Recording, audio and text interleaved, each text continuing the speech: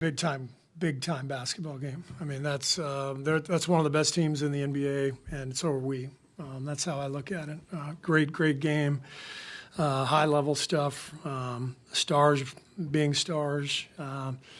We came up short, but not for a lack of effort. A lot of great execution. A lot of stuff that was very impressive, but we couldn't quite pull it out. Is there any kind of late game choices or mistakes you'd like back? I mean, I know there was you guys fouled pretty late in overtime, and I know at end of regulation you took the foul to give, but that took the shot clock off. Is any of that you feel like was a mistake?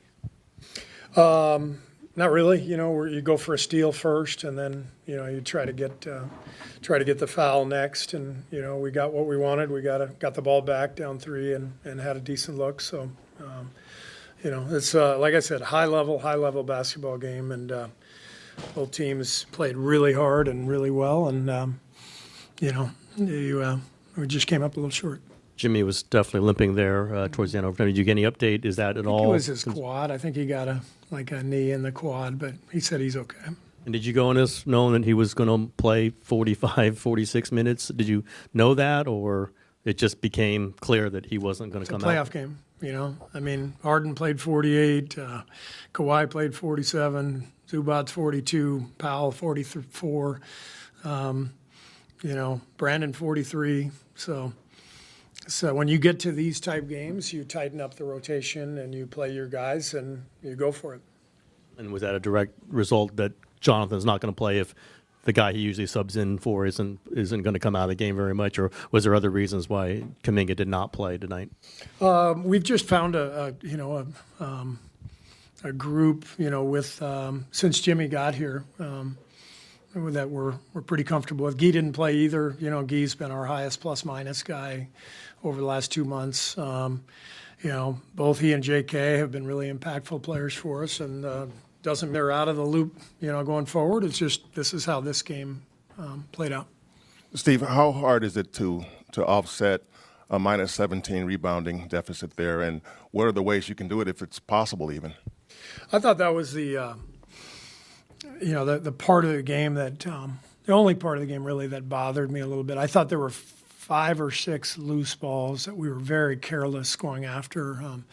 One hand. I think Moses had one where he just loose ball and he tried to retrieve with one hand. A couple times ball was on the floor. We tried to bounce it instead of going in, and it's a great lesson. We'll show those those clips and remind the guys that the ball is gold. The ball is everything, and so we've got to do everything possible to secure the loose balls and the rebounds. How much of that is Zubac's size? Because, I think in the 4 games you guys played him, he averaged like 16 rebounds a game. Zubac is a load. He's a great player, and they have a really good formula, with the pressure that James puts on you in pick and roll. You're constantly having to play cat and mouse with Zubac. Do you come over and help? Do you stay back?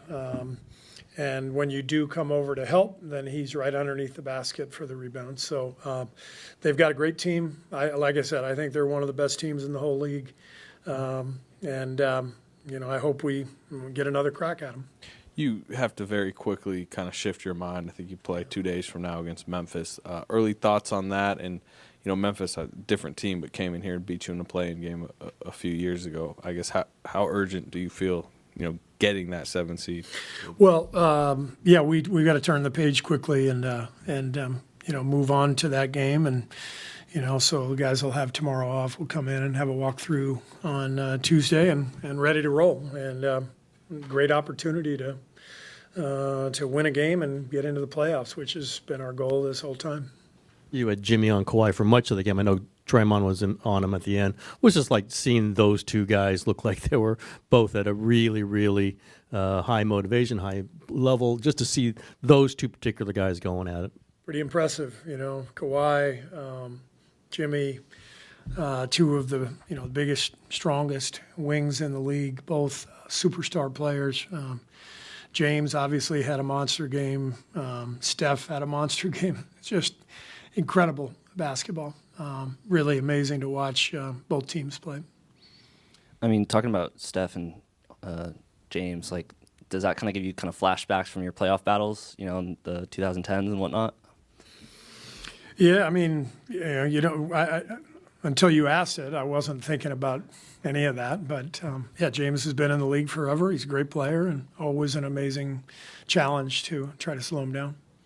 Steph got through today. It looked like healthy, but how concerned are you about his thumb and also that he now will not have those days to rest and you have to turn around really quick? Well, that's what makes Tuesday's game really important. Is if we can take care of business, then we will have 4 or 5 days before the first playoff game. So, I'm not worried about Steph. I mean, sore thumb, and he goes 7 for 12 from 3 and 36 points. So Steph is Steph. You guys talked a little bit about getting back into an offensive rhythm after the last game in order to win today and also just make a deep playoff run.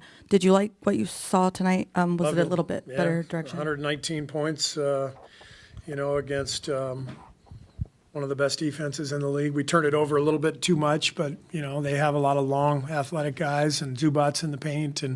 But I thought the rhythm was really good, 31 assists. The game flowed. A lot of guys played well.